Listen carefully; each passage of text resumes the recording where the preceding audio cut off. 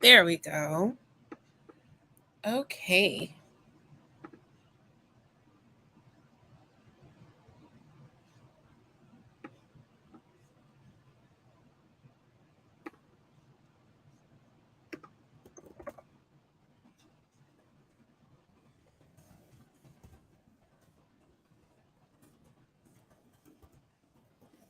Hmm.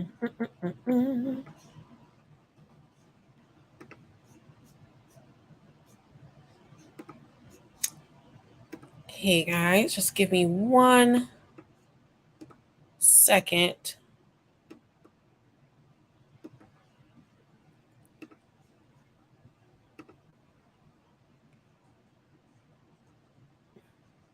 Hmm.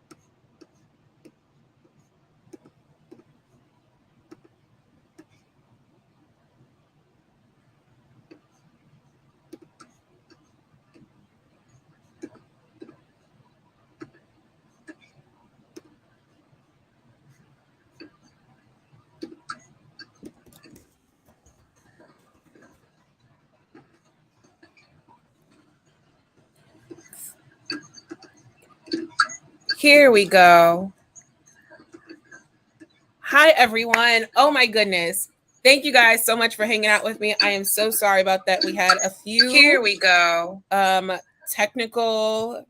What's the word? Few technical difficulties. Okay. This is your girl's first LinkedIn Live. All right. Shout out to all of my creators who are actually using this because I had to figure out how to make it happen myself. But anywho, you guys, thank you so much for joining me for my first LinkedIn Live. I am so excited to chat with you guys today and share with you a little bit more about New York Fashion Week.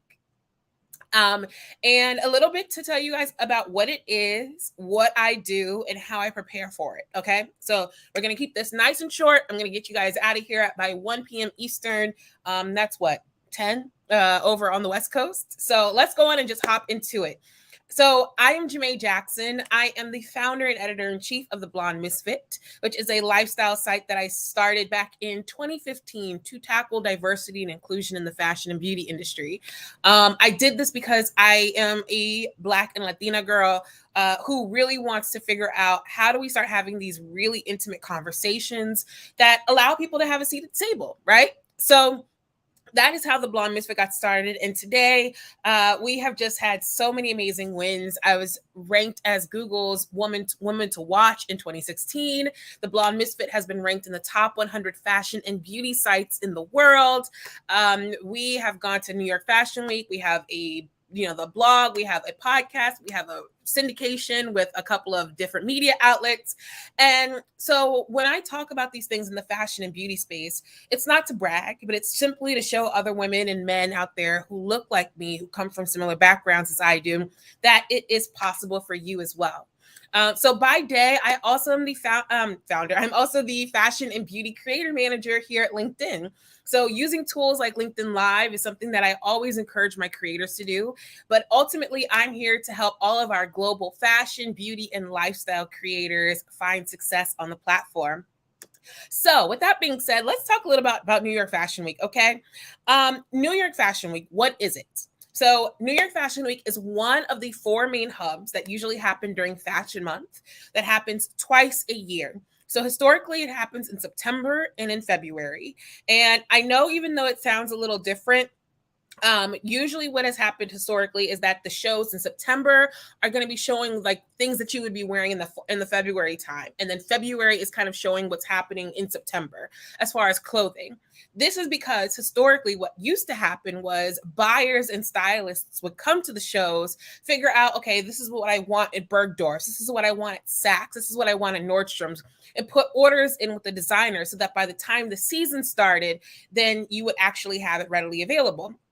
However, people are kind of changing up our shopping patterns, right? Like nowadays, you see something on the runway, you want it immediately. This is why brands like Net-a-Porter, Moda Operandi, and more have now just kind of made more of a see now, buy now model. So essentially, what you can do is you can see a show today, and usually within a few weeks, the designer may have it readily available. Now, this is at the discretion of a designer, but this is sort of the shifting way that fashion is kind of adjusting to consumers, especially in like a post-pandemic time.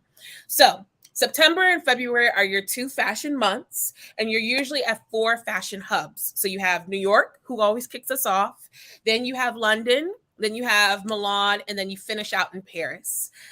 This is for both months, but then also you have different like newer places that are stepping out to the fashion scene, which I'm so excited about, like Copenhagen. The girls got it on lock. All right. Also Lagos, Nigeria is just a beautiful hub, not just for Africa fashion, but then just fashion in general. And I love what's happening over there as well. And so, usually, what editors will do is they'll attend different shows, and I'm going to get into that in a second.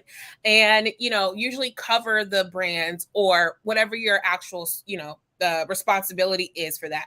Now, obviously, if you're a buyer, you have a different invested interest. You're looking more at a sales proposition versus an editor who might be looking at, okay, how many units can I drive, but also can I bring brand awareness? And so, for the Blonde Misfit, what I like to do is attend a lot of these shows to bring more brand awareness. I like to write for the girl and the guy out there who likes fashion, but they don't necessarily get all of the things of fashion, but they want to, right? So instead of maybe necessarily talking about, how Kanye West just does Yeezy and then how Yeezy will show at Paris Fashion Week or has in the past, we can also talk about how Yeezy has $1 billion, net evaluation.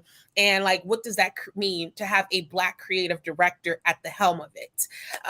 Blackness is still not really seen highly at the highest levels of fashion.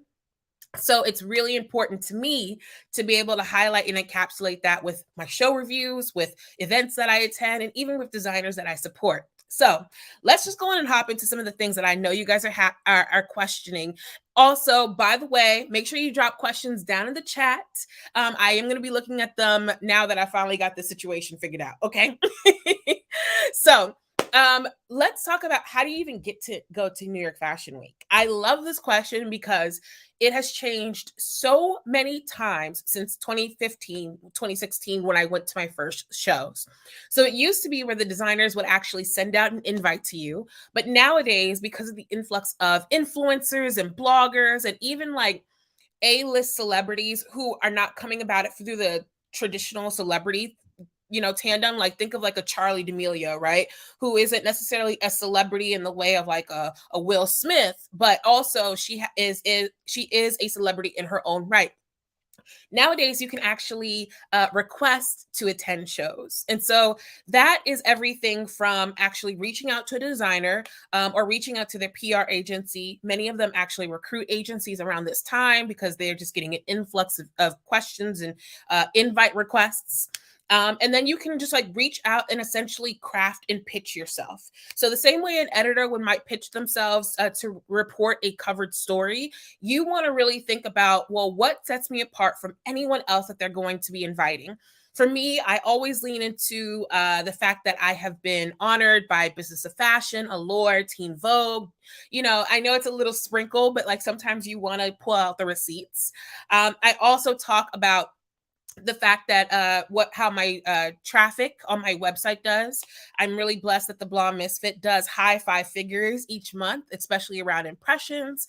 And so I always put out my numbers. And then also you want to show maybe what you could do for social love. I know this is really hard to accept, especially if you are just inherently a writer, but nowadays everyone is talking about social, whether that's your TikTok, your Instagram, your YouTube, your Pinterest, what have you. They want to know what kind of social buzz can you generate for the brand. So always put your numbers out there, and don't think that just because you have a smaller following, it means that you can't do it, or that means that you won't be able to get into the brands. Now, I'm not saying that you might be able to get into Dior, Chanel, but I am saying that there are a ton of different brands that will still invite you in, even if you have quote unquote smaller numbers. So then once you've done that, usually I like to send out my invites a couple of weeks in advance. Then they start trickling in. I mean, guys, like I'm literally going to a show today and I'm still getting invites this as of this morning. What you want to do, and what I have done in the past, is create an Excel sheet that essentially has your designer, the location, the time, and all that stuff. Let me tell you about how this is a game changer. Okay, because I have also started documenting like all of my outfits. Oh, which by the way, I'm going to get into in a second. Documenting my outfits, what I want to wear for each day, and it sort of just takes a lot of the guesswork out. When it comes to Fashion Week, I would say that preparation is going to be your biggest friend. Prepping those drafts of the blog posts, drafting those social captions that you're going to want to use. And then that way, as you're going, you can just plug and plop and just keep going. Because honestly, at this point, it is a marathon and a sprint at the same time. And so lots of coffee, lots of early mornings and late nights. I was just up until 4 a.m. last night prepping some things. And so this was definitely one of those things where I would say the more you can plan in advance, the better it is. Then from there, it's really about who accepts you and who sends you an invite. There are a lot of other things happening, though, that I want to emphasize. Even if you cannot go to shows in a season, you can definitely go to smaller activations, brands that might be having activations, or influencer agencies that might be having smaller activations. For instance, I'm hanging out with MCM, the brand, this week. And even though they are not necessarily presenting at New York Fashion Week, they can still have a presence for New York. And especially if you think about it from a brand perspective, it's smart, because then you're cultivating a relationship with people who will eventually convert into consumers. So with that being said, I also want to just point out that the same process happens for all of the other months. I'm speaking about New York because that's what we're hopping into, but it also happens for London, Paris, and Milan. So with that being said, let's talk about brands and how you can work with them.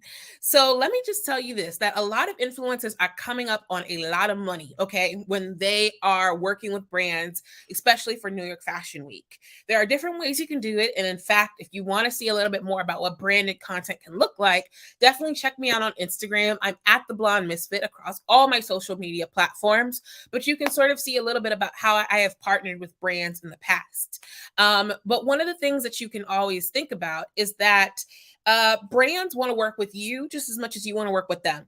But again, it's all about positioning yourself and pitching yourself to be the perfect collaborator for them and their needs. So I am very excited to announce that this week I am actually partnering with Rent the Runway to show off some of my favorite select dresses, including this one that I have on.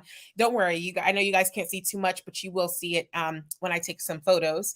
But as you all know, I love sustainable shopping. I love shopping designer, but also figuring out how do we couple this so that we're doing a little bit better for the earth. Okay, not so fast fashion. So I'm really excited to work with Rent the Runway to add a couple of key pieces into my wardrobe this season, or at least for New York Fashion Week. And so with that being said, what that really looks like and what anyone else out there can do is simply just pitching a brand and introducing yourself. Again, showing those stats, showing your scope, showing your dedicated audience and what they like, but then also explaining to a brand why you would want to work with them and why, particularly, you are a good fit. Brands get a lot of these inbounds every single day. And so think about, how do you stand out? Now, I want to say this because I know a lot of people probably overthink it, but you're overthinking it. Don't get too fixated on stressing out about your unique value proposition.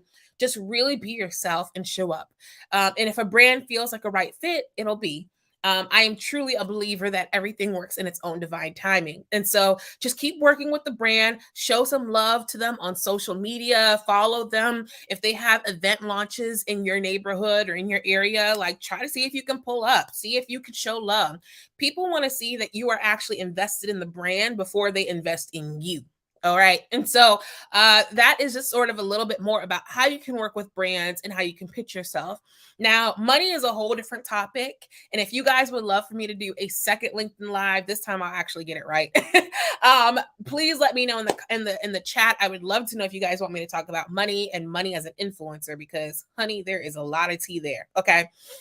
And so then the last thing I want to just quickly add is sort of what my day to day looks like before I hop into questions. Again, if you're just joining, make sure you go on and drop some questions in the chat. I'm going to go on and answer them as we near out the end of our live.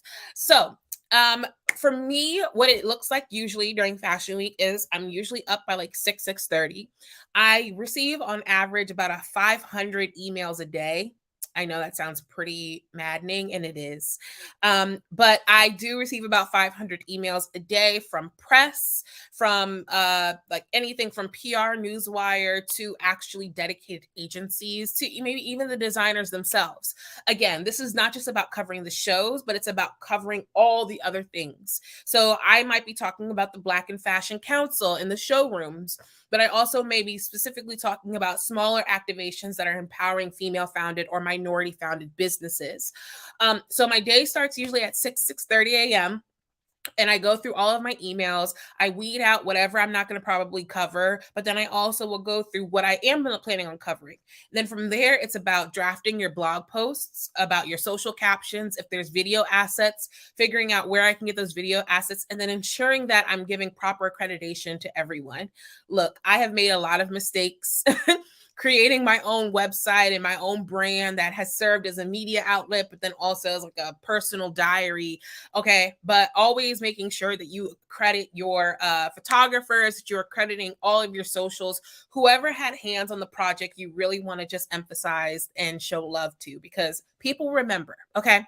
And then from there, I am usually drafting and sending things out, following up with brands, following up with PR people and letting them know that something is live or that I'm en route.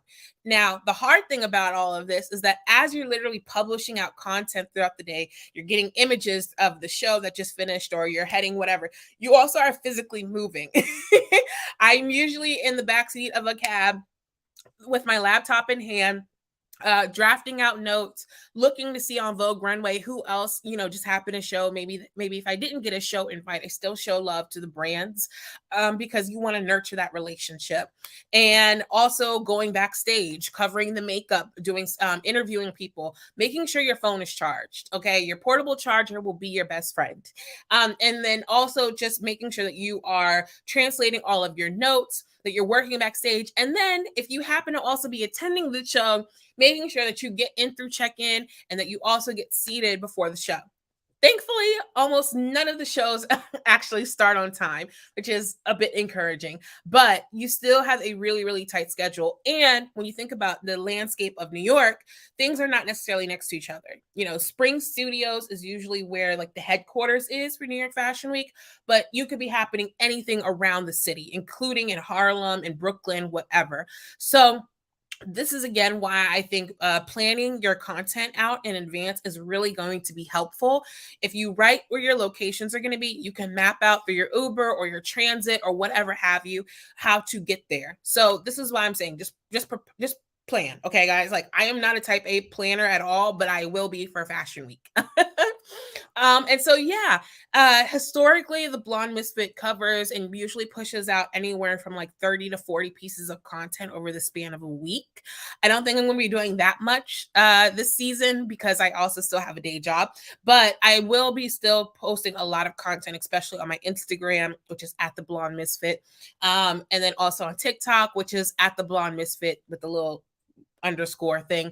And then also, of course, on LinkedIn. So definitely make sure that you are following me on those channels so that you can keep up with everything. Also, check out the website, theblogmisfit.com, because I will be covering show reviews and more intimate like breakdowns of the day in my life. So with 8 minutes to spare, I'm going to look in the chat and see about any questions that you all have dropped. If you have any lingering ones, please let me know. Please let me know if you would love for me to do another live. Thank you guys so much for rocking with me. This has been really, really cool. Let's see. I'm not sure if anyone had any questions. I want to help my students reach more buyers. Can I help with that? Absolutely. So Alvin asked a really great question in the chat. I think that you have to go where your demographic is. And so if you find that buyers are on LinkedIn, which I would argue that they are, it's really about building a really strong portfolio that when a buyer looks at it, that they're intrigued. You know, sometimes you get opportunities to present in front of like a Linda Fargo or, you know, a designer who might show in front of Anna Wintour. But those opportunities do come few and far between, especially when you think about those who are not based in New York or maybe even those who don't have the financial capital to get to that point. What I would recommend is definitely building out a portfolio, a strong one, leading with your best images. Again, leading with that unique value proposition and what you're doing in the industry that is different than what everyone else is. And then I would actually just continuously post it, tagging maybe the right prospective like agencies or even a particular buyer. The beautiful thing about social media these days is that you can literally find out where people are, where people work, you know, their interests, their talents. I'm not saying stalk people, but what I'm saying is between Instagram, between Twitter, between LinkedIn, there is so much information that you can find out about a person. So literally type in assistant buyer at Saks Fifth Avenue. Find them on LinkedIn, start networking with them, and like, you know, also send over your portfolio. I think that it's really the thing about fashion is it's very gritty and it's very intensive. So you have to be willing to put in the work. And especially when like, you know, you are what's the saying when you're carving your teeth, when you're skinning your teeth, I think that's the term. I don't know what carving I was thinking. But when you get, you know, you got to get skin in the game. And what that requires is being a little bit more scrappy and utilizing the social media tools. It's not about virality, to me at least. I really believe that I am building a longevity in my career, in my empire of the Blonde Misfit and all of its entities.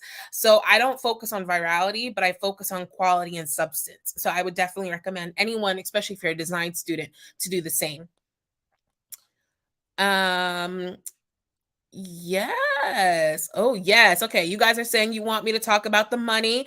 Absolutely. I will talk about the money. I will absolutely do another one of these for you guys in the near future. So, because money has been one of the hardest things for me to do.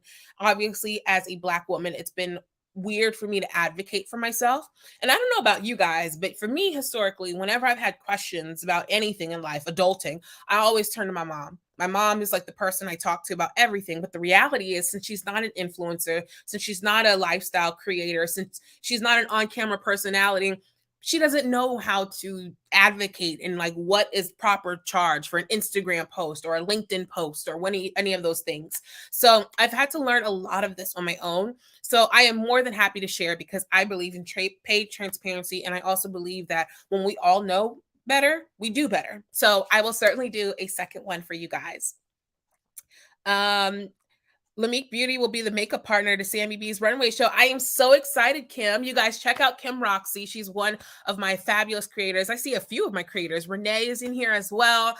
I absolutely love Kim and what she has done with Lamique Beauty. Also, I will be at Sammy B's runway show, Kim, so I cannot wait to see. Sammy B is a wonderful Black female designer who is showing this year. She's also part of the showroom for the Black and Fashion Council. By the way, guys, this is a historic year for Black brands at New York Fashion Week. I believe it's like 25 or 28 brands that are going to be showcasing in some way, shape, or form during New York Fashion Week. And that is an unprecedented number. So very, very excited that fashion is continuing to grow in diversity. We still have a long way to go, but we're growing. Let's see. Talk about the money. Yes, I love Dior so much. Me too, Trish. I just wish, child, I wish my pockets loved it, because my goodness. Any recommendations for what kind of video content people can post even if they aren't attending shows? Great question, Eva. So the great thing about content nowadays is you guys can make anything a video, right? We all are seeing on all of our social platforms that short form video is really resonating, whether that's on LinkedIn, whether that's on Instagram, whether that's on YouTube. You can do anything from posting photos and stitching them into a video like collage. You could also post selfies. You know, some of the most viral and biggest things are people who are just giving their takes on what they see down the runway. So let's say, for instance, tomorrow that one of the brands showing today has like a really, really strange moment. You can literally get your phone out and like record your reaction and upload it, because if everyone is already searching for it, the likelihood of your discoverability is a lot higher. One thing I've also done in the past, years ago, when baby Jamae was going to New York Fashion Week and was not getting into shows, was I still showed up. I still showed up. And what I would do is I would take my phone and I would capture all the street style content, because honestly, that's where the fashion is, y'all. Seeing everyone coming in, seeing people walk and being in motion, I would do that. And I would also go to a lot of these like one-off smaller activations by brands, and I would capture so much video content. This is so great because one, it's usually lighter lift because you can just go and you can just capture and you can do like a day in my life, or even like, hey, I went to the Allure store for an activation. Here's how it was. But you also are now starting to establish yourself as a creator who creates that type of content. So the next season, when you pitch yourself for brands, you can send those assets to them and saying like, look, hey, I covered this brand, this brand, this brand, blah, blah, blah. Imagine what I can do if I actually were invited to your show. This is a great way that I love to utilize how you can kind of get video content, especially when you're not at the show. Because let me just tell you guys, getting into the show is great and all, but there's so much that's happening outside of the show, outside of the arena, in the streets, at these activations, that really I think is what gives like that heartbeat of New York. So that is a little bit what I would recommend for video. Let's see.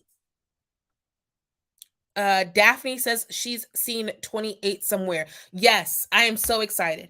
28 brands feels like a lot for some people, but when you think about the fact that there are hundreds of designers that show, 28 is a drop in the pot. So I just want to, give a huge shout out to Sandrine Charles, Lindsay Peoples Wagner, and the Black and Fashion Council for championing more Black and Brown voices. Absolutely needed, and it's very necessary. Let's see. Okay, guys, I think that is all my questions. And so I know we're at time. I want to just thank you guys so much for hanging out with me and hanging out with me for my first LinkedIn Live. I promise it'll be a little less wonky next time. But in the meantime, thank you guys so much. I will certainly be back for a part 2 and maybe part 3, part 4. In the meantime, make sure you are following me here on LinkedIn if you are not already doing so that you don't miss any of my content. Also, check me out on Instagram and on TikTok and on Twitter at The Blonde Misfit. And then, of course, check out theblondemisfit.com. We have new content coming out daily for the next couple weeks, because your girl is going here, then she's going to LA, then she's coming back, then she's going to DC, then she's coming back. So it's a lot of content. But anyway, guys, thank you so much. Stay blessed. Stay hydrated if you're heading out to New York Fashion Week. And I will see you all in the next live. Bye.